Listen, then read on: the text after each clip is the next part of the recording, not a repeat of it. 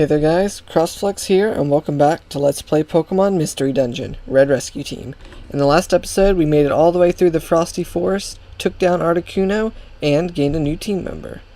In today's episode, we're going to continue our way through the northern regions. The more they advanced, the harsher the conditions became. No, I would not like to save the game. This icy mountain path seems to go on forever. We've walked a long way. Lizzie looks exhausted too. We've been running all this time out of desperation. What's in store for us ahead? Are we really doing the right thing?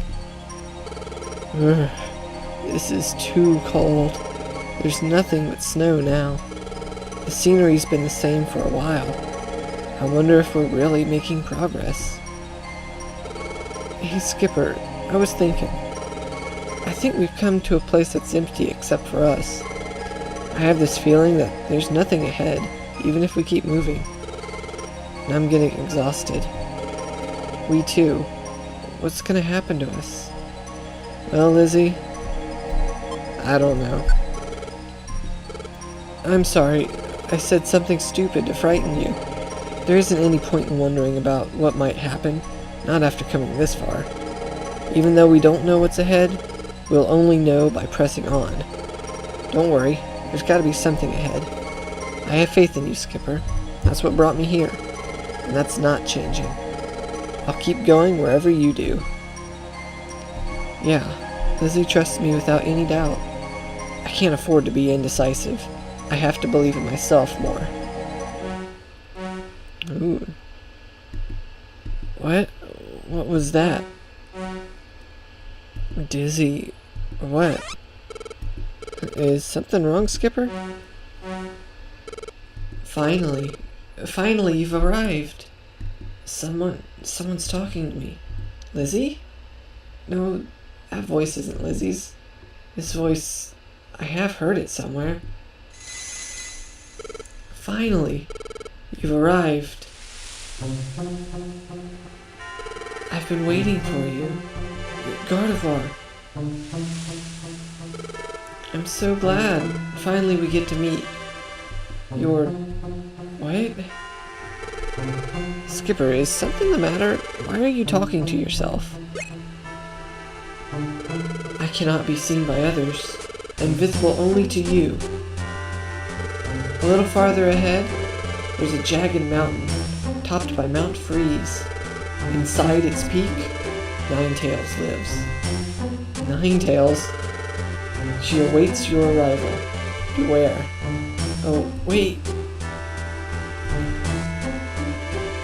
Hey, Skipper, what's the matter? What happened? So I completely ignore. Oh, so something like that happened. You mean to tell me that we walked all the way out here to Mount Freeze before I bothered telling Grimm and Lizzie what was going on? Yeesh, weird. Gardevoir appeared to you. That's why you were looking so stunned earlier. I'm amazed though. Ninetales isn't just a legend. It really exists. Yeah, Lizzie, I thought we had that established already. That's kind of the reason why we were fugitives in the first place. And that Ninetales is up at the peak. Skipper, all the effort we put into getting here, it's finally going to bear fruit.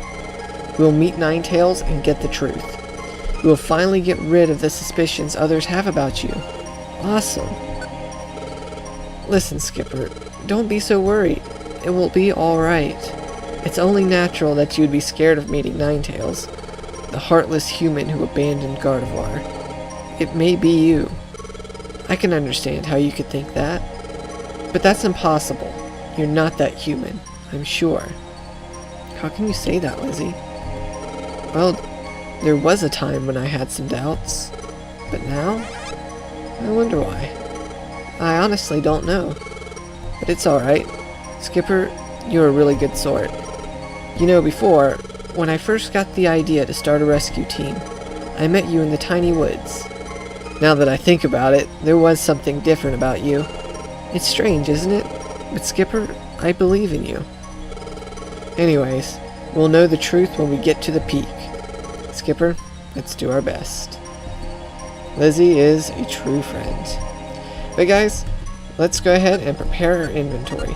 You're going to want to bring a few more apples than you're probably used to bringing, just because food is a little bit difficult to come by here, as one would imagine. You can find a few apples on the ground, but obviously regular apples don't matter too much in the long run, considering how long this upcoming dungeon is going to be.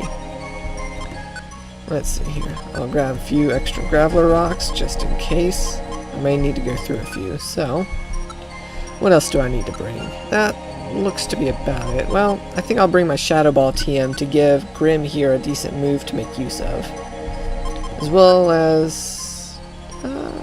no, I won't bring a move box. I don't think I need one. Alright, but anyways, guys. So, just as before, like we're used to seeing, we have two options to go. Mount Freeze, and once again the Snow Path.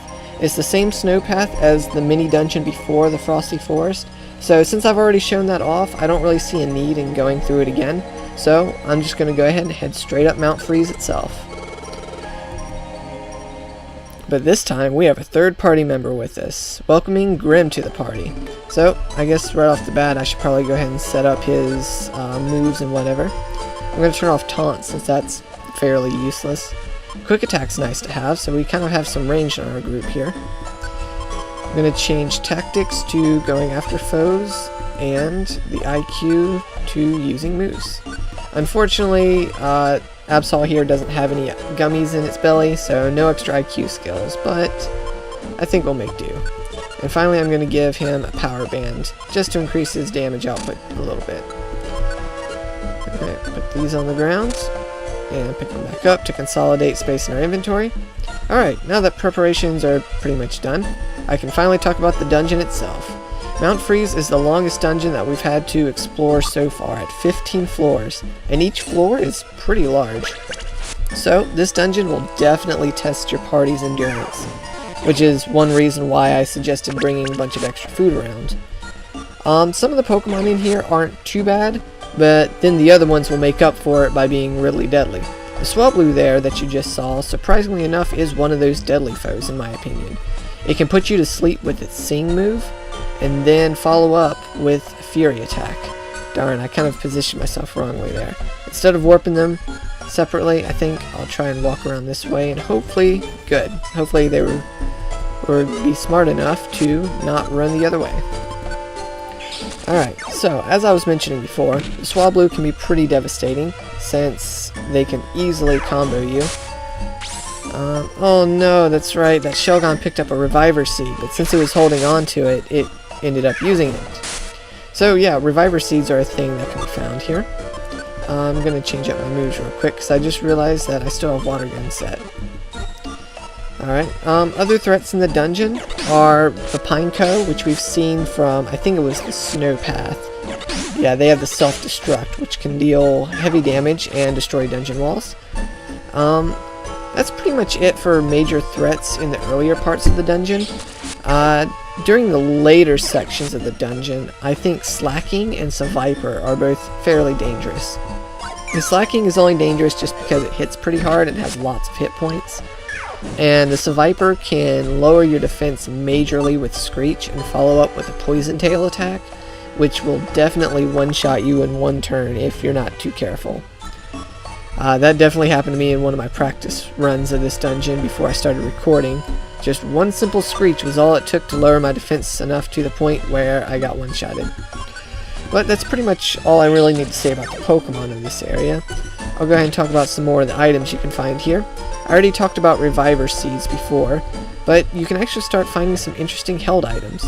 You can pick up a Heal Ribbon, which will empty your belly faster than normal, but it will speed up the rate at which you recover HP over time.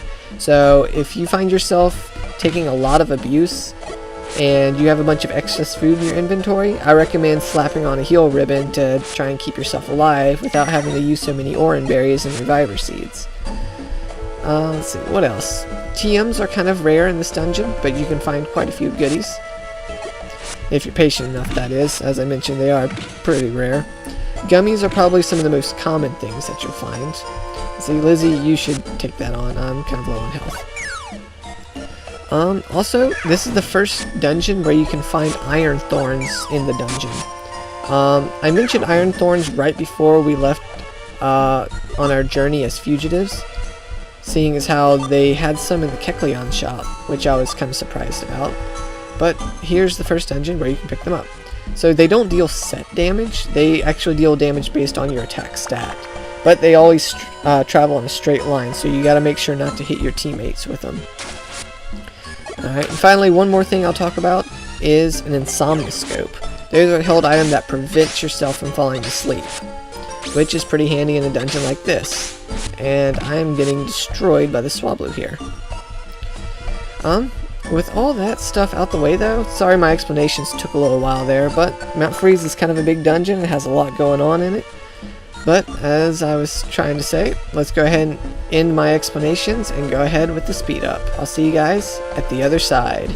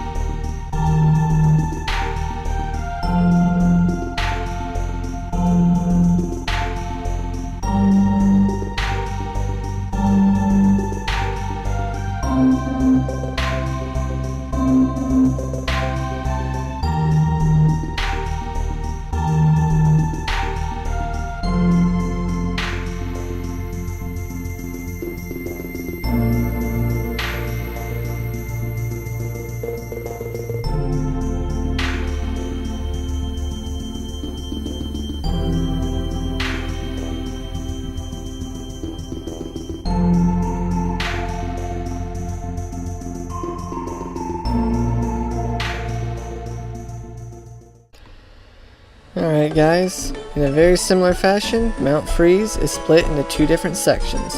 But because the mountain itself was so long, I don't think I'll have time to fit the peak in this episode, so we'll pick up where we left off in the following episode. Thanks so much for watching guys, hope you all have a blessed day, and I'll see you next time.